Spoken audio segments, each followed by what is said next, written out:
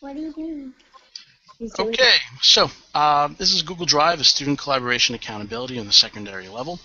This is just to showcase a basic training program for using Google Drive in the classroom and some of the features that it has to essentially enhance teaching middle school and high school. My name itself is Stephen Quinn. I am a social studies educator and education technology specialist. Currently, I sub in several districts in Long Island, New York, West Babylon being the one I've conducted a few trainings in. Joining me is Kristen Crapo and Jamie Lee Cooper.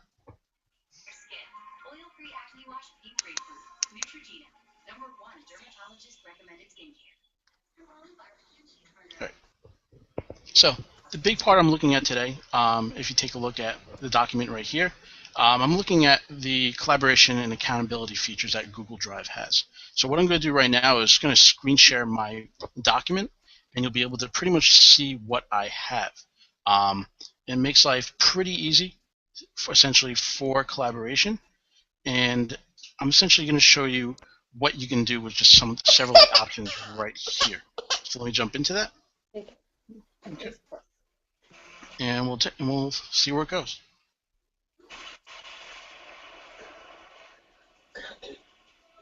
Look, All right. So at this time, you should be seeing my Google Drive document right there. We'll jump into it. So, have either one of you played around with Google Drive at all? Like any of the applications, like Documents, Spreadsheet, any of those? No. Okay. Well, yeah. Don't worry. Well, the district went onto it, and it's been adapted across universities and so forth around the board. And a lot of the features are great because they essentially allow you to collaborate and connect with anyone you really wanted to get work done. So the big part of it right here, what we're going to be looking to do, at least what I'm looking to set out to do, is highlight the important features of the Google Drive applications, examine the collaboration and sharing options of Google Drive, and discuss its accountability features. So these are some basic features. I'm going to go into detail real quick. Google Drive allows you essentially have accessibility from anywhere. It can even be worked on offline. So you have an internet program that, through its application, will allow you to work offline. Compatibility to other similar Office products you've probably played around with. Documents is similar to Word, Spreadsheets is similar to Excel, and presentations similar to PowerPoint. These are the main three that they use. Gives owner, you have control over the shareability of it, which makes it easy to give to others to have them work on. There's an easy collaboration with others and greater accountability. So the big part right there starts with the accessibility of Google Drive, the applications. So the beauty of it is it can be accessed anywhere with or without internet connection.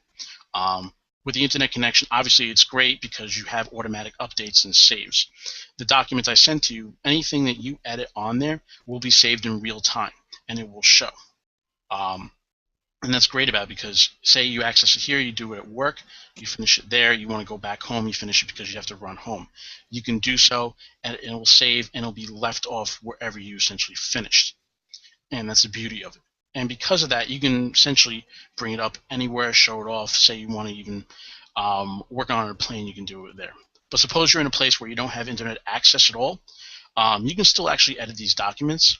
The material is not going to be saved to the cloud, though. What it does is, because of the server system for Google Documents, you essentially can access it anywhere, but with an application installed, you can access your latest version of it and do all your edits there. Granted, it will not save and link up to the cloud until you have internet access again, but if there's a bunch of edits you have to do and you really don't need the internet for, that's what you can use this program with. Oh, yeah. All right. Now, another part right here is the shareability. That you can enable multiple levels of sharing with others. This is the beauty of it if you have to give assignments out. You can allow specific people to view, comment, and edit due to the sharing features up here. So if you take a look up here, I have a set right now for anyone with the link. Can you see that? Yes. Okay. So if I was to click on here, I can edit this and send it to anybody. You can change the ownership of it and so forth. You can change specific people, namely yourself, anyone with the link. Right now I gave you the link, or public with the web and make it findable. And then say you want to change it to certain points, I can let you guys comment on this if you have specific comments you want to add, and even if I want to let you edit. The document I sent you earlier allows you to edit it and add to it as needed. And that's the beauty of it. Like I said, you can let everyone work together with this. And you can set different levels. For instance, if you're doing a classroom activity, you can say give a group of kids an assignment to do, and you can edit it and comment on it, and they can sit there and edit, but they can have friends that can sit there and view what they're doing. Now, next part we're looking at is collaboration. The beauty of the collaboration, and it just kind of led in from this, the shareability, is that you're inviting people to work together. You can either lead the assignment or work with them. And the owners can create groups for users to access. And like I said, I already talked, you can comment, you can edit, all these different little options you have available. But the beauty is, if you're running it, you have complete ownership of it. You don't have to share it. It makes life good if you're giving the assignments out. Now, last part right here is accountability. This is a nice little feature of it. You can track changes made by the editors. So suppose any edits that you made right here, as you can see, you can do File, you'll check it, you'll see the revision history, and it'll bring in all the edits. So if I was to do it on this file, this program right here, go to File, you see revision history, and what's going to show up is all the edits I've made since for the last couple days. And that's the beauty of it right there. And you can go more in detail and so forth. And for an education standpoint, it can show who is and who is not contributing. All right. So in the classroom usage right here, this is a basic thing right here that can apply to pretty much any grade level. This is an ideal program for group projects. From this, you can upload the criteria of an assignment. Suppose you're working on an assignment, and you can have the students work together. And then, like I said, because of the accessibility and collaboration, all that's good things, students can access them both at home, in school, library, wherever they need to go. And the groups can be established without fighting and possibly even meeting together. So if students say you want them to have an assignment, you put it there so that you know they're going to be fighting or not getting work done. You stick them together. You have it already set. They can't change it whatsoever. And it makes it a little bit easier for you. And like I said, the accountability ties into this because it shows who works and who contributes.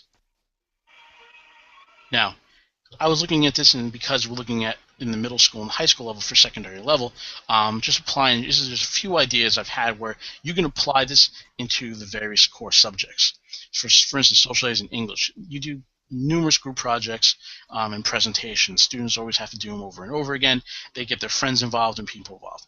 And with the presentation part now, instead of, say, someone having to carry around a flash drive, you can have one person make many edits on it, or rather, people make the edits together. Students can literally work on the same document together at the same time. You will see someone else show up on the screen. They'll be either anonymous, or if they choose to identify themselves, they'll be making edits in real time. And like I said, you could assign the students per group, and you'll be able to see any type of edits that they make, which is great for you if you can retain ownership. And obviously, you can also use this for debates and discussions.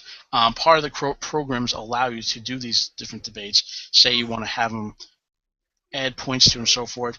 The revisions will show up. They'll make it. They'll save it. And even if they decide to screw around a little bit, you'll see the revision and see where they are erased. So you can give them an appropriate grade as needed. Another part is with math. I'm sorry, was there a question? Or? Nope, not for me. All right. All right, so the another thing was tying it into mathematics and science. This goes with assignments, formulas, and spreadsheets and graphs. Namely, like I said, spreadsheets operates pretty similar to Excel. And if you've done any type of math, some math labs and so forth, or even I know for science, Jamie, this is right up your alley. Biology labs, you can have a lab and all essentially the math work be put in there. The graphs will show up, and you can print it. But now with this feature, you can share it with the different students and so forth, have it then, and they can just do the work on their own and get it done quickly. Now, a big part was, like I said, with the math equations, you add them in. They already have the formulas loaded into the spreadsheets. For the foreign language application, foreign language, like I said, you can have students work on it together, but there are third-party applications that allow you to translate words, and you can embed those, and you can download them essentially onto Chrome or onto an operating system, and embed those onto Google Drive applications. And like I said, it makes it easier for students to get work done. All right. Another part right here is professional development. While this thing was focusing on normally just secondary features and so forth, or secondary schooling, it can apply to many things in all the grades. So with team building, for instance, in the middle school, we've probably seen it a couple times in the middle school. They spend a lot of time team building. Like teachers from one unit or cluster will meet together. They'll work, they'll analyze things, and they'll plan the future lessons. That way, they're all teaching the same thing at the same time, and students generally are not going to be lost. For instance, one district I've worked in, like I said, they do the group things similar to West Babylon, and even all the materials are the same. They teach the exact same material across the board. And this helps eliminate any type of confusion, or students would be stuck, need extra help, teachers not around, they'd be able to go to someone else. By having these features available for collaboration, they're able to essentially connect together and make life easier. And even this helps to eliminate all the extra email and everything and excess running around. And the other part of professional development, especially for secondary, ties into special education, for middle school and high school. As we've seen, special education teachers, a lot of them are running around. They only spend maybe 2 periods tops with a teacher, and then they have another 2 teachers. With this setup, they can relay assignments between the mainstream and inclusion teachers, and then they can edit and modify work and assessments to fit the student needs. Like I said, we know that students sometimes they need a large work, they need something explained a little bit more. By having these features in there, it makes it a little bit easier to do these type of edits. And it essentially just streamlines the process and overall it benefits both the student and the teacher. Like I said, now if we have the thing right here for the link, the sample Google document collaborating assignment, I have it right here. Like I said, I'm on it right now. And like I said, part of this was write one sentence, continue the following story. So one day, like I said, if people had time to contribute, they write in here and test it, and all revisions would show up. So if I want to share these with more people, like I said, I can share the feature right here. I can change who can edit, and as you can see right now, it recognizes myself as the owner. So edit it and so forth, make it public for anyone on the web to see, or if I just want to share it with a few people. The other thing is if I want to comment on it, the lucky thing about this is you're commenting, I can add a comment just to see anything that I want to edit. Obviously, comments are endless. And as you can see right here, there's numerous other features. For the big part, like I said, is that the revision history, you can see who's making what edits. All right, so that part is really about it right now. That's what I have available for all this information on the Google Docs and applying it to collaboration and accessibility. All right, so are there any further questions that either one of you have on what you've seen? Any ways that it can apply to your fields? I'm thinking about how it could apply to music, but no questions right now. No questions. All right. Well, thank you both for stepping into this. It was a pleasure, and like I said, thank you for listening. All right. Take care. Thanks, Bye. Steve. Bye. Bye.